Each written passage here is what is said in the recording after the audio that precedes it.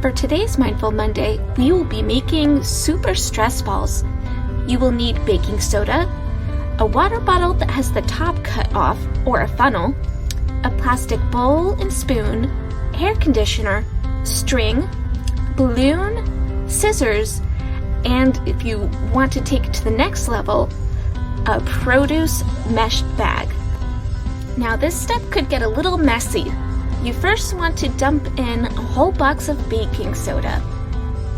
You'll follow this up with hair conditioner. The recipe calls for a little over a cup, but I started small and worked my way. And you might find it easier to just get your hands in there, but beware, this part will get a little bit messy. Whoops!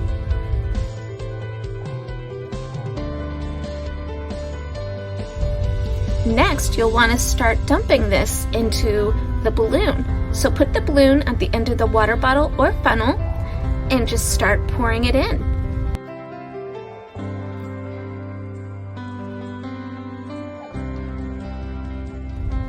You can now tie a knot in your balloon and you're good to go. Or follow the next step to take it to the next level.